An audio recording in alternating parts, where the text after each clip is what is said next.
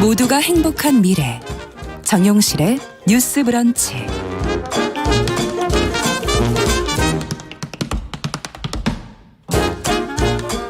네, 정용실의 뉴스 브런치 듣고 계신 지금 시각 11시 40분 향해 가고 있습니다. 자, 이번에는 대중매체와 사회문화 현상을 좀 깊게 들여다보는 손희정의 문화비평 시간입니다. 손희정 문화평론가 자리해 주셨어요. 어서 오세요. 네, 안녕하세요.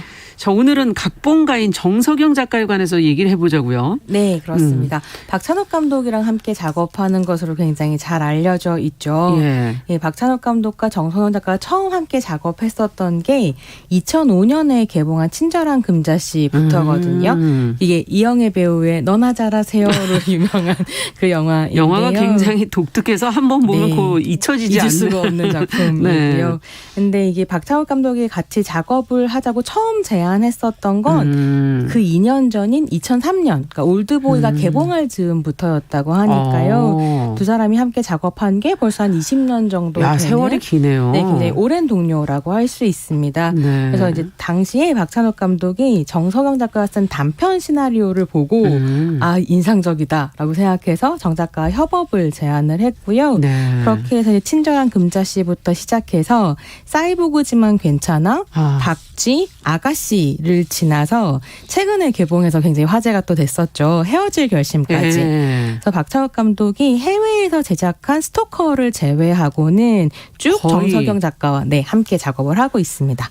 박찬욱 감독은 이제 본인이 시나리오를 쓰는 거로도 또 알려져 있는데. 네네. 그럼 어떻게 협업을 한다는 얘기인가요? 그 공동 작업 방식이 또 굉장히 유명한데요. 대체로 이제 박찬욱 감독이 이런 영화를 만들어 보자라면서 어떤 아이디어를 정 작가한테 이제 주면, 간략한 시놉시스 정도를 이제 주면 정 작가가 초고를 쓰고 이후에 함께 수정을 하면서 시나리오를 완성해가는 그런 과정이라고 하는데요. 예. 첫 작업이었던 친절한 금자씨 같은 경우에는 박찬욱 감독이 이제 작업 제안을 하면서 어떤 여자가 속죄를 위해 유괴했던 아이의 부모를 찾아가서 손가락을 자른다. 이 장면으로부터 시작하는 영화를 만들어보자. 이렇게 이제 제안을 했고 마음대로 써봐라. 이렇게 얘기했다는 거죠. 그래서 이제 정 작가가 초고를 완성해서 가지고 갔더니 박 감독님이 고치러 가자. 이러면서 같이 갔는데 모니터 2개에 이제 키보드 2개가 있고 이제 화면을 같이 보면서 서로 이제 탁구 핑퐁을 하듯이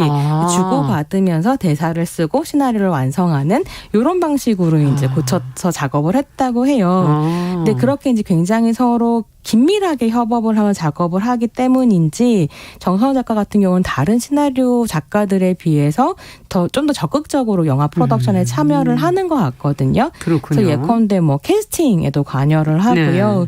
그래서 이번에 개봉한 헤어질 결심 같은 경우는 탕웨이 배우와 박해일 배우가 출연하는 멜로드라마인데요.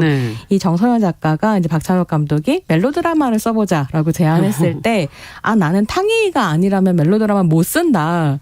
이래서 처음부터 섭외를 아예 해놓고 탕웨이 배우를 염두에 두고 작업을 했고 섭외를 들어갔고 그래서 그런 얘기 하시더라고. 이 용기가 어디서 나왔을까. 만약에 섭외가 안 됐으면 이거 안 되는 작품이었는데 맞아요. 왜 섭외가 될 거라고 자신했었을까? 그런 얘기 하시더라고요. 네, 두 분이 워낙 또 이제 알려진 분들이니까 가능할 수도 있었을 것 같고. 자, 그렇다면 박찬욱 감독의 영화 세계가 정석영 작가와의 협업 전후로 나눌 수 있다라고들 얘기를 하시던데. 네, 그럴 수 있을 것 같습니다. 어떤 점에서 그렇게 보십니까? 이게 이제 박찬욱 감독의 작품 중에서 잘 알려진 영화들로 좀 보자면 공동경비구역 JSA, 복수는 나의 것, 그리고 올드보이까지가 프리 정석영, 그러니까 정석영 전에 박찬욱이라고 할 수 있고요. 정가호가 좀 꽤 달라진다고 저는 생각하는데요. 그러네요, 느낌이. 박찬욱 감독이 한 인터뷰에서 그런 이야기를 한 적이 있습니다. 그러니까 올드보이를 만들어서 사실은 영화적으로 굉장히 호평을 받았고 칸느에서 감독상도 받고 그랬죠. 상도 받았지만 뭔가 찜찜한 게 있었다. 이런 얘기를 하면서 그게 뭔가 잘 생각을 해보니까 여자 주인공이 등장하고 그가 굉장히 중요한 인물, 그러니까 주인공임에도 불구하고 영화 속에서 펼쳐지는 어떤 이야기의 진실이라는 게 있는데 모든 남자 캐릭터들은 그 진실을 다 아는데 여자 캐릭터만 진실에서 끝까지 소외되어 있었다는 거죠. 그래서 그렇게 진실에서 배제된 여성이라고 하는 게 내 영화에 등장했었다라고 하는 게 이제 마음속에 남아 있었고 그렇군요. 그거를 해소해 보려고 만든 게 금자 씨였다는 거예요. 바로 그 금자 씨부터 이제 정석영, 위드 정석영이 시작이 되는 거죠. 전후가 정말 다르군요. 네, 그래서 확실히 금자 씨 이후로 보면 여성 캐릭터에 대한 고민이 좀 깊어졌고 맞아요. 좀 더 두터워진 건 사실인 것 같습니다. 예. 그래서 금자 씨 같은 경우에는 뭐 사건의 모든 비밀을 알고 있는 영화 속 사건 자체의 설계를 한 사람이 여성 캐릭터이고 그 다음 작품 뭐 박쥐 같은 경우에는 자신의 욕망에 아주 충실한 여성 캐릭터 김옥빈 배우가 연기한 그렇죠. 여성 뱀파이어가 등장하잖아요. 네. 이런 캐릭터였었고요. 뭐 아가씨나 헤어질 결심도 여성 영화라는 평가를 받기도 했습니다. 실제로 박 감독이 그 친절한 금자씨 각본집 서문에 그런 얘기를 썼는데 내 영화에도 여성성, 뭐 동화적인 아름다움, 낙관주의, 설레임이 있다면 그건 모두 정석영에서 비롯된 것이다. 이런 말 이제 썼다고 하더라고요. 예. 썼고요. 근데 제가 사실은 이 말과 더불어서 박찬욱 감독이 한 이야기 중에 좀 더 인상 깊었던 건 뭐냐면 이런 거였어요. 내가 재미있다고 생각하는데 주변에서 아무도 동의하지 않을 때 그걸 알아주는 사람이 정석영이었다. 굉장히 중요한 거네요. 네, 이런 말도 네. 하거든요. 그래서 어떻게 보면 두 사람이 그렇게 서로 오래 작업을 할 수 있었던 이유는 내가 없는 부분을 채워주는 사람들이기도 그렇죠. 하지만 내가 있는 부분, 나한테 있는 부분을 이해해주는 동료이기 때문에 서로가 서로를 약간 보완제로서 이렇게 맞아요. 같이 작품 세계를 완성해 올 수 있었던 게 아닌가 이런 생각이 좀 들기도 문학에서 했습니다. 이런 분들이 많지는 사실은 않아서 예. 네. 어찌 보면 그래서 더 두 분의 사이가 더 귀하게 얘기가 되어지는 게 아닌가 하는 생각도 드는데 정석영 작가가 시나리오를 쓴 영화가 이제 지금 말씀을 들어보니까 이제 여러 편 아닙니까? 네. 이야기 이게 만드는 이야기의 어떤 빼어난 부분들, 네. 특징들, 네. 그게 많이 요즘에 이제 얘기가 되어지는 것 같고. 뭐 이제 세계적인 작가로 발돋움했다 이런 평가를 받기도 하고요. 그렇죠. 근데 워낙에 이야기꾼이어서 어떤 이야기를 들고 나와도 참 재밌다라는 생각을 대단하네요. 하게 되는데 정석영 작가가 본격적으로 마음대로 썼던 작품 어떻게 보면 박찬욱 감독이 올드보이로 상을 받고 세계적인 감독이 되면서 같이 작업하는 뭐 이제 막 작업을 시작한 작가로서는 여러 가지 부담이 있었을 수도 있을 것 같은데 자신이 본격적으로 마음대로 썼던 작품은 아가씨였다고 하는데요. 네. 이 아가씨라는 영화 같은 경우는 핑거 스미스라고 영국의 사라 워터스라는 이제 소설가가 쓴 소설을 원작으로 하고 있는 네. 영화였는데 사실 원작과는 많이 다른 작품이고요. 그러니까 어떤 원작이 있을 때 기본적인 설정을 가지고 와서 완전히 한국화시키는 그렇죠. 게 정석영, 박찬욱의 작업 방식이기도 하거든요. 저는 그게 해외에서 이 두 사람의 작품이 먹힌달까요? 사랑을 받는 그렇죠. 이유가 이건 것 같기도 해요. 어떤 보편적인 감성 혹은 뭐 외국 사람들이 공감할 수 있는 어떤 감성에 한국화 시켜서 그렇죠. 이제 보편과 특수 사이 어떤 줄타기를 하는 이런 걸 굉장히 잘하는데요. 이 아가씨 같은 경우에는 저한테 좀 재밌었던 건 정석영이 생각하는 인간의 가치를 박찬욱식 영화로 풀어낸 이런 작품이었다는 생각이 좀 들었었어요. 네. 그러니까 아가씨 같은 경우에는 식민지 조선을 배경으로 해서 두 명의 레즈비언이 이제 서로 사랑을 하면서 가부장제의 억압에 저항하는 이런 식의 이야기거든요. 그래서 김태리 배우가 연기한 조선인인 수키가 이제 아이를 키우는 보모 일을 하는 사람이고 그런 수키가 돌보는 일본 귀족집 아가씨가 이제 히데코라는 아가씨가 나오는데 이 히데코를 김민희 배우가 연기를 했습니다. 두 사람이 사랑에 빠지는 이런 이야기인데요. 이 설정에 대해서 정성현 작가가 뭐라고 얘기하냐면 인간에게는 누구나 엄마가 필요하다. 네. 그래서 평생 그런 사람을 찾게 된다. 그런 이야기를 내가 좀 쓰고 싶었고 엄마가 없는 두 아이가 서로를 찾고 사랑하게 되는 이야기다. 이런 얘기를 했어요. 근데 이게 좀 재밌는 게 정 작가가 실제로 두 아이의 어머니인데 네. 자신이 아이를 낳고 기르면서 그 돌보는 마음 진정한 사랑, 지극한 사랑 이런 예. 것들을 경험을 했고 그거에 대한 생각을 되게 많이 했었던 거죠. 그러면서 그 지극한 사랑이라고 하는 것을 이 레즈비언십 안에 레즈비언 관계 안에 넣어서 이 사랑이 뭘 할 수 있는가를 탐구한 영화였다고 할 수 있을 텐데요. 네. 그렇게 보면 결국 아가씨라고 하는 그 작품은 영국의 원작 소설에 식민지 조선을 배경으로 하는 한국화 작업이 들어갔고 거기에 정석영의 개인적인 어떤 진심 까지도 거기에 감정이 들어가 있는 이런 작품이었던 것 같아요. 그래서 그런 이제 어떤 작품적인 맥락을 보면서 또 한 가지 이제 청취자들께 드리고 싶은 이야기가 뭐냐면 정 작가가 어디 이제 TV 프로그램에 나와서 이런 얘기를 했는데 둘째 아이가 하루는 정 작가한테 그런 얘기를 했다는 거죠. 엄마는 왜 그렇게 폭력적인 이야기만 써. 그러니까 사실 정 작가가 아가씨에서 사랑에 대해서 얘기하고 싶었다고 말하지만 또 그 아가씨란 영화는 엄청난 폭력과 협잡과 이런 것도 이제 막 들어있는 스릴러물이기도 하거든요.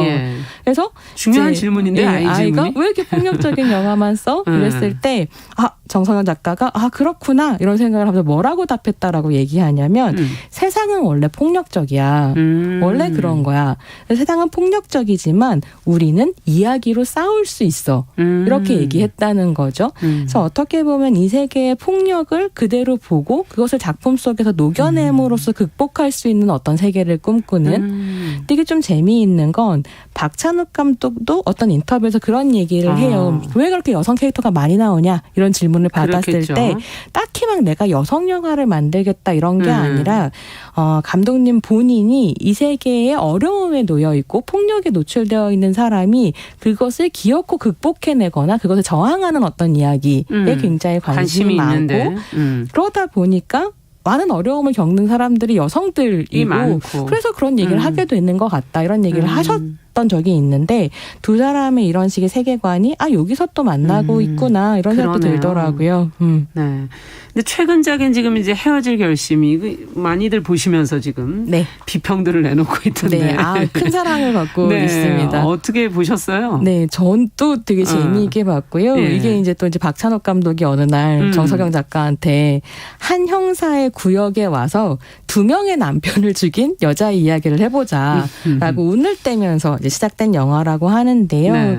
남자 형사가 한 남자가 사망한 살인 사건의 진실을 찾아 헤매다가 그의 아내를 의심하게 되고 이 사람이 파무파탈 나쁜 여자 이런 거 아닌가 이런 이제 생각을 하게 되는 그런 식의 느와르 장르하고요. 가부장제의 폭력 아래에서 신음하던 여자가 자신의 욕망과 사랑 혹은 영원한 생존을 위해서 기어코 맞선다, 목소리를 낸다, 나다움을 찾는다 이런 식의 이제 이야기를 가지고 있는 멜로드라마 장르가 두여 교묘하게 섞여 있는 영화입니다. 그래서 여성이나 남성 둘 중 하나의 캐릭터가 이제 보통 느와르나 멜로드라마는 약간 소외가 되기도 하는데요. 근데 이 영화에서는 두 캐릭터가 다 이제 촘촘하게 사연을 가진 사람으로 등장을 하게 되죠. 감독과 작가의 남녀 이것의 협업의 방식이 지금 영화 속에 드러나는 거네요. 박해일 배우가 연기한 남성 캐릭터 같은 경우에는 박찬욱 감독의 이상적인 남성상이었다고 하는데요. 근데 이게 좀 재미있는 게 중국인 남자와 한국인 여자, 그러니까 서로의 모국어가 다른 두 사람이 만나서 이제 대화를 나누고 감정을 교류하고 또 막 갈등을 하고 이러기도 하는 작품이어서 그 두 사람의 대사가 굉장히 중요하고요. 거기 그 대사를 쓰는 것 안에서 정석영 작가의 어떤 묘미라고 하는 것이 작품의 묘미가 이제 잘 드러난다고 볼 수 있을 텐데요. 이 영화를 사랑하는 관객들이 이 대사들을 굉장히 좋아해서 마침내라는 대사나 꼿꼿하다 이런 대사로 패러디 굉장히 많이 하고 즐거워하고 있는데 좀 흥미로웠던 건 뭐냐면 이제 한 언어를 연구하는 연구소에서 이제 헤어질 결심 개봉 이후에 7월 이후에 온라인에서의 단어 사용을 추적을 해봤는데 이게 마침내와 결국과 드디어가 좀 비슷한 단어잖아요. 그렇죠. 사실은. 근데 7월 이후에 마침내가 결국이나 드디어보다 월등히 많이 사용되었고 6월과 7월을 비교해 보니까 각종 SNS를 봤을 때 평균적으로 6월에 비해서 7월에 마침내가 1.5배 정도 더 사용이 됐다. 이런 이제 얘가 나올 정도로 사실 영화가 성공 여부를 또 판단하는 것 중에 하나가 얼만큼 그 대사가 많이 회자되느냐, 인상적인 대사가 유행어가 있느냐, 그것도 하나의 기준이 될 수도 있는 거 아니겠습니까? 어떻게 보면 한 작품이 우리의 언어 생활에까지 영향을 미칠 수 있다. 그렇죠. 재밌더라고요. 드라마 작업도 정석영 작가 하고 있던데 이제 그 전에도 했었고요. 2018년에 마더라는 드라마 당시에 꽤 화제가 됐고 해외 원작을 각색했었다라고 네. 이제 들었는데 일본 드라마 네. 원작이었던 걸로 알고 있는데요. 정석영 작가의 첫 드라마 작품이었고 제가 보기에는 아가씨의 문제의식을 본격적으로 가지고 와서 모성 드라마로 풀어냈었던 작품이었습니다. 네. 말씀하신 것처럼 당시에 굉장히 화제를 끌었는데요.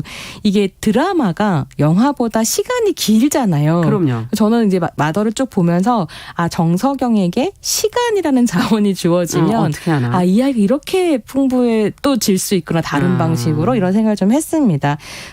마더는 어떤 내용이었냐면 그러니까 뭐 한 기사가 정리한 한 줄로 이제 소개를 좀 해드리자면 차가운 선생님과 엄마에게 버림받은 8살 여자아이가 있고 이 두 사람이 진짜 모녀가 되기 위해서 이제 노력하게 되는데 그 진짜 모녀가 되기 위한 가짜 모녀의 가슴 시린 러브 스토리 이렇게 설명을 하는 기사가 있더라고요. 근데 진짜 잘 설명을 하고 있는 편이고 이게 마더라는 제목이 보여주는 것처럼 드라마에 정말 다양한 어머니의 모습이 나와서 뭐 그러니까 가슴으로 낳은 어머니, 뭐 생물학적으로 낳았지만 그렇죠. 돌보지 않는 어머니, 돌보고 싶지만 뜻대로 되지 않는 어머니 등등 이제 나오면서 네. 이 엄마 대эм을 되게 풍부하게 좀 접근해 볼 수 있는 작품이었고요. 정 작가가 이 작품에 대해서 이런 이야기를 했어요. 한 사람의 마음에서 엄마가 태어나는 순간이라고 하는 건 실제 아이가 태어나는 순간처럼 감동적이고 고통스럽다는 점을 보여주고 싶었다. 그래서 이제 친엄마가 아닌 이보영 배우가 연기한 그 주인공이 엄마가 되어가고 또 그 돌봄을 받던 아이가 이제 성장해가는 어른이 되어가는 이런 이야기 근사한 드라마였습니다. 그러네요. 지금 또 두 번째 드라마가 지금 9월에 방영이 된다고요? 네, 작은 아씨들이라는 네. 드라마인데요. 루이자 메이 올콧의 작은 아씨들에서 영감을 받은 작품이라고 그럼 또 세 자매가 하고 네 자매인가요? 세 자매가 나온다는데요. 스릴러라고 해요. 그래서 이것도 한번 기대해 볼 만하겠다. 기대하고 있습니다. 네, 저도 같이 한번 기대해 보겠습니다. 손혜정의 문화비평 오늘은 박찬욱 감독의 영화 세계를 바꾼 독보적인 각본가 정석영 작가의 작업에 대해서 이야기 나눠봤습니다. 말씀 잘 들었습니다. 네, 감사합니다. 네, 정용실의 뉴스 브런치 저희 수요일 순서도 여기서 같이 인사드리겠습니다. 저는 내일 오전 11시 5분에 다시 뵙겠습니다. 안녕히 계십시오.